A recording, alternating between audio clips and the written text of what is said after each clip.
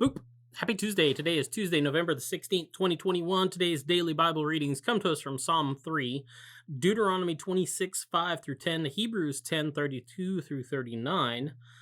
Or you could have read Psalm 13, Daniel 8, 15 through 27, and then Hebrews 10 again. I'm going to look at Daniel 8, 15 through 27, and talk about Daniel's apocalyptic vision, but not quite really. I'm not going to go into great depths and details trying to tell you the secret of Daniel's apocalyptic visions and secrets of the end times.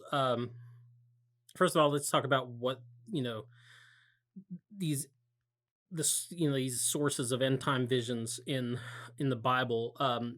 Books like Daniel, of course, books like Ezekiel. Ezekiel has these apocalyptic sections in it. The book of Revelation, of course. They're what we call apocalyptic literature.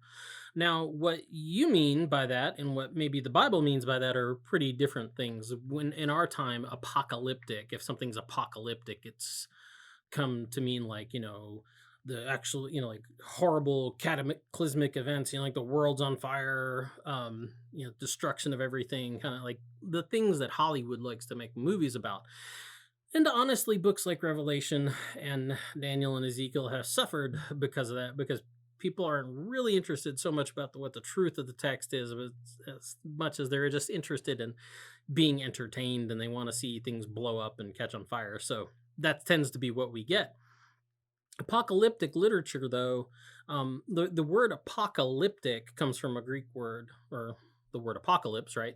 And which comes from a Greek word, which I'm probably going to butcher, apocalypsis. And that really, it's a word that just means to uncover or to reveal. And so it's the idea of there's this understanding, this knowledge that's being revealed to you, that's being uncovered, hence the book of Revelation. The thing is, apocalyptic literature, it's a revealing of what will be, right? It's done in a context. It's usually addressed to a community that's kind of in dire straits. It's undergoing a lot of stressful things, a lot of persecutions, a lot of turmoil. And I've talked about this before, but I'm talking about it again because people don't listen. Anyway, so it's addressed to a community that's undergoing a lot of things, a lot of persecution. So for instance, Israel in captivity, Israel after they've been attacked by outside forces and have been taken into captivity in Babylon. So that's books like Daniel, like Ezekiel. They're addressing that community that's living under that time. The church in persecution, living under times of persecution. That's the book of Revelation. So these are the audiences and the things that they're going through, and that's what the apocalyptic literature is addressing.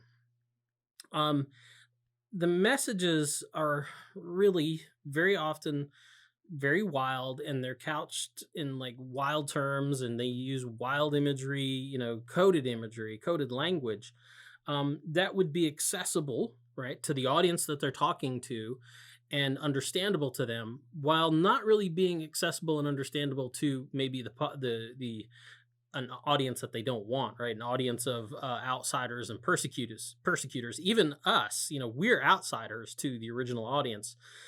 And so, we're outsiders separated by vast amounts of time from the original events and original situations that the audience is going through. So, it's inaccessible to us. And so that's one of the reasons that we get so confused when we read these books. We read them and we don't know what the heck is going on, which is understandable. And that's kind of part of what they were going for. And it's okay if you don't really quite get what's going on, because so were the prophets, like Daniel, who shared them in the first place. It's matter of fact, the text that we have today begins and ends with Daniel saying, "I don't understand what's going on." We missed the text yesterday. If you go back and you look at the DBR for yesterday, the text that we had, you'll see the first part of this chapter. And Daniel gets this vision.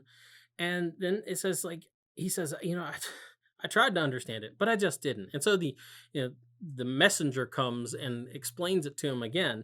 And then he ends the passage by saying, I still didn't get it. I was so torn up about it. It put me in bed for a couple of days. But at the end of the day, I just still didn't get it. So I got up and I went about my business. I went about the king's business. I went and did my job, even though I didn't understand it.